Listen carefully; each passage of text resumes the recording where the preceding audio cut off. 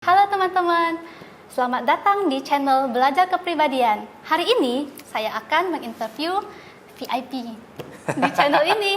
Namanya Encecin. dan saya Eva. Oke, gimana? Mau tanya dong, Mm-mm.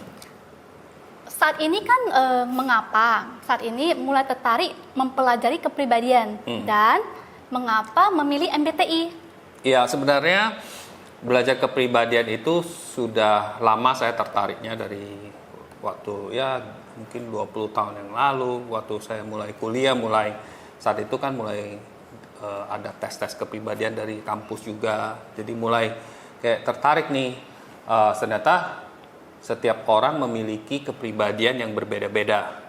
Nah, setelah saya coba pelajarin, memang akhirnya ketemu MBTI. Nah, ini kenapa saya lebih tertarik dan memprioritaskan MBTI dibanding kepribadian yang lain. Karena kepribadian yang lain pertama adalah saat saya baca, saya menemukan banyak sekali yang tidak akurat misalnya, ya kan. Jadi mungkin persen akuratnya cukup rendah bagi saya untuk mengkonfirmasi bahwa oh ini adalah saya gitu. Ya, gitu. jadi dan biasanya juga teori-teori kepribadian pada umumnya kan membagi tipenya kan sedikit. Misalnya 4, ya kan? 4 kepribadian. Nah, sekarang MBTI itu membagi menjadi 16. Nah, dalam pemikiran logis saya, semakin baginya semakin banyak, semakin mendetail dan semakin akurat dong mestinya. Ya kan? Benar. Ya, karena dunia ini kan bermiliar-miliar gitu loh. Tipe orang juga bermacam-macam. Jadi MBTI setidaknya kalau dibanding dengan yang lain yang cuman 5, 4 gitu. Nah, ini bisa terbagi sampai 16. Itu menurut saya lebih menarik untuk kita pelajari lebih jauh. Karena sebagai INTP juga, yang introverted thinking, justru menyukai sesuatu yang kompleks atau rumit. Dan MBTI itu menurut saya cukup rumit. Ya kan, karena pertama dia punya 16 tipe yang bisa dipelajari, kemudian dia juga di dalamnya ternyata ada yang namanya cognitive function, gimana dia mempelajari cara berpikir atau pola pikir manusia. Dan itu kalau di kepribadian lain kayaknya lebih banyak behavior, apa yang dia tunjukkan. Tapi kalau MBTI, kalau kita pelajari lebih dalam, bukan hanya sekedar ini orangnya kayak gini-gini, tapi bagaimana dia berpikir secara naturalnya. Itu yang bikin saya menarik. Berarti itu adalah kelebihan MBTI dibandingkan tes kepribadian sejenis lainnya ya. Dan itu cukup akurat. Boleh bertanya kalau kekurangan MBTI? Sebenarnya MBTI itu pada dasarnya bisa dibilang nggak ada kekurangan ya. Jadi kayak misalnya kita wawancara kerja, apa kelemahan? Oh, ini kayaknya gak kelemahan. Cuman begini, kalau kita teliti ya, bolehlah kita secara jujur bilang MBTI itu dari 16 kepribadian itu lumayan ada overlapping juga. Jadi kadang-kadang orang jadi bingung antara misalnya INTP dengan INFP, karena pada dasarnya kalau kita lihat secara behavior atau cara berpikir, kadang-kadang ada persamaan-persamaan di antara 16 itu. Jadi nggak clear cut banget. Dan juga karena nggak clear cut, kelemahan tambahannya lagi, banyak orang jadi mistype. Apalagi mereka hanya mengandalkan tes kepribadian yang tersedia di online. Jadi mereka akan tes-tes gitu, dan oke, mereka hari ini karena moodnya kayak gini, mendapatkan apalah 4 angka. Besoknya lagi pas moodnya berbeda, dia tes lagi, dapatnya berbeda lagi. Dan itu kelemahannya karena nggak clear cut. Beda dengan kepribadian yang contohnya menggunakan tanggal lahir. Misalnya kalau tanggal lahir, kita masukin tanggal lahir kita kan tidak mungkin berubah lagi tuh, udah fix tuh. Nah, kebingungan orang terhadap MBTI juga kelemahan MBTI karena sulit menemukan jati diri yang sebenarnya kamu yang paling natural itu 4 angka itu kamu apa? Itu yang paling sulit. Jadi bukan MBTI-nya punya kelemahan, tapi orang untuk mendapatkan itu yang challenging sekali. Bila mistype, adakah kemungkinan jadi Barnum effect MBTI dan Bila mistab ya, manusia itu kan Iya. bisa belajar. Bisa.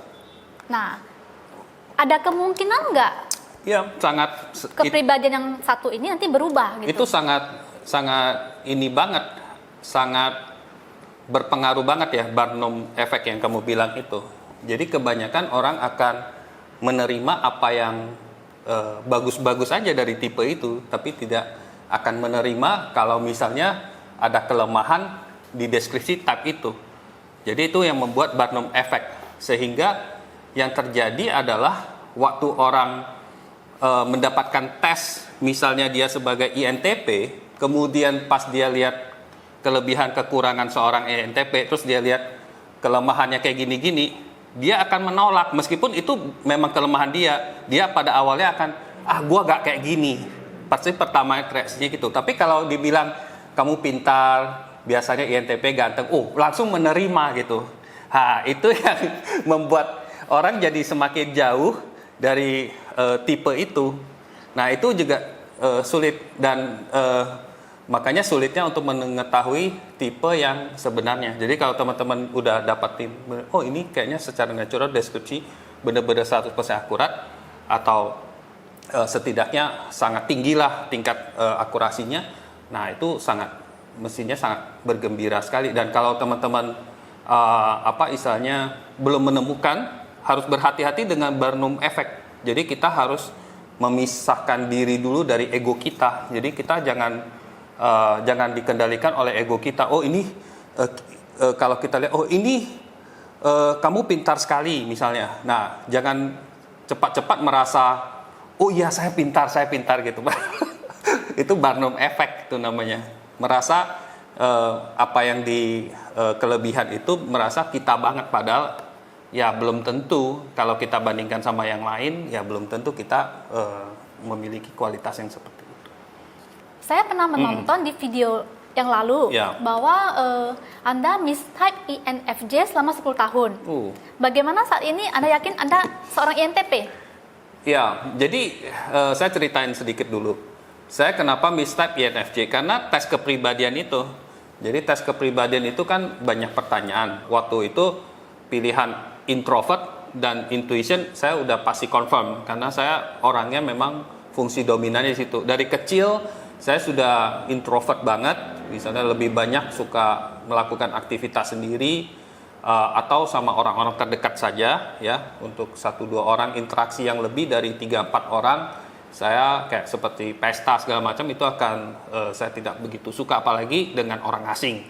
Dan intuition ya tentunya saya orangnya imajinasinya menurut saya lebih daripada yang lain, dan kemudian untuk hal-hal yang nyata juga saya malah kurang.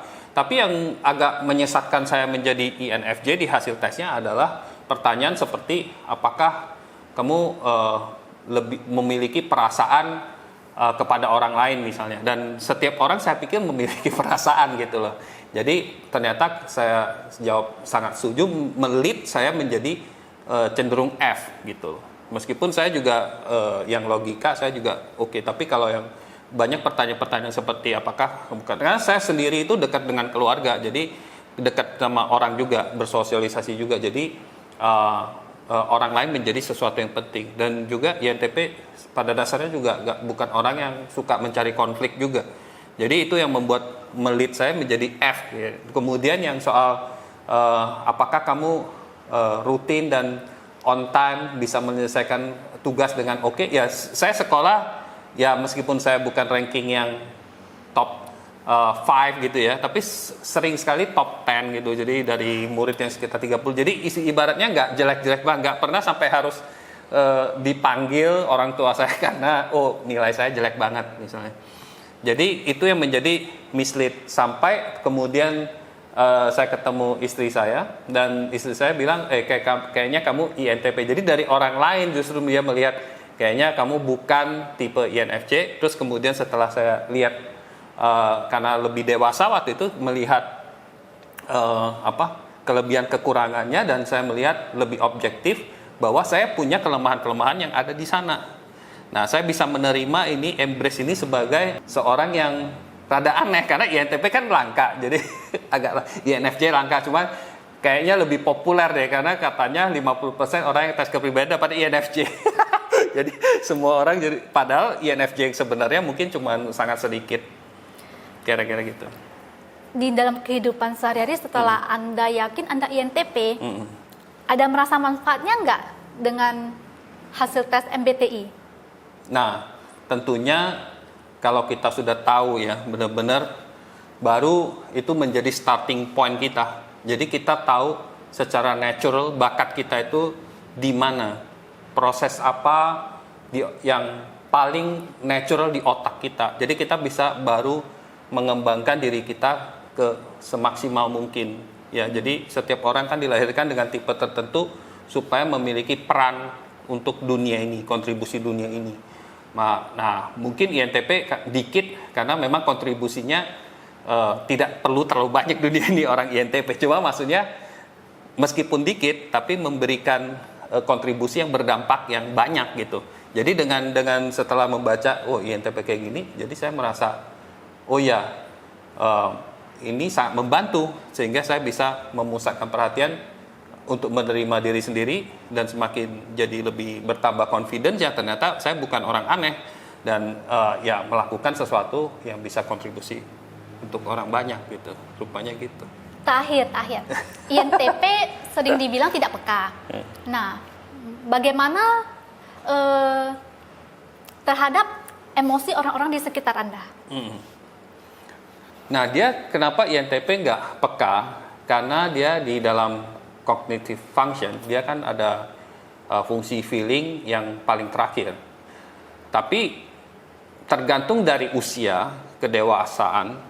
Kalau misalnya INTP di usia sekitar remaja 10-20 tahun, mungkin dia akan sangat tidak peka. Tapi semakin tinggi usianya, bukan hanya usianya doang sih, kedewasaan, tapi biasanya seiring dengan usia bertambah.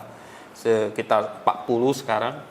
Nah, yang terjadi adalah di 30-40 kita mulai bisa mendeteksi sebagai INTP, sudah mulai bisa mendeteksi ada orang yang senang, ada yang tidak senang, ada yang butuh, ada yang nggak butuh. Karena kita gitu-gitu punya extroverted feeling.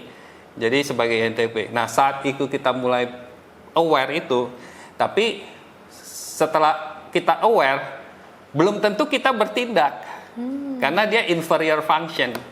Jadi tujuan dari INTP adalah suatu saat ya, kan itu perkembangannya kalau inferior function itu dari 40 sampai 70 tahun. Kelamaan banget udah tua. Jadi semakin tua mungkin semakin akan lebih bisa matang dan kemudian mudah-mudahan karena ada orang yang nggak akan dewasa kan bisa. Nah, tapi mudah-mudahan bisa matang function itu dan bisa semakin bisa actionable. Nah, waktu actionable orang-orang di sekitar kita itu akan merasakan pribadi yang agak sedikit berubah. Misalnya Ence tadinya pendiam, terus sekarang kok jadi lebih care. Jadi extraverted feeling itu adalah care. Kalau kita punya, ya minimal kita sebagai sama-sama INTP beruntung kita punya. Jadi kita bisa care sama orang juga, ya kan? Seiring dengan usia. Kalau yang cewek mungkin kamu udah berkembang. Kalau saya, nah kalau sebelum berkembang, tips saya ya mimikri atau kita meniru orang yang memiliki extroverted feeling supaya kita bisa lebih blend in ke dunia nyata ya karena itu fungsi yang dihargain orang karena care orang itu orang akan merasa senang dengan kita kira-kira gitu. Baik, berarti dari INTP adalah kita harus bisa belajar untuk care terhadap orang lain. Sekian sesi interview hari ini. Terima kasih. Oke, bye-bye.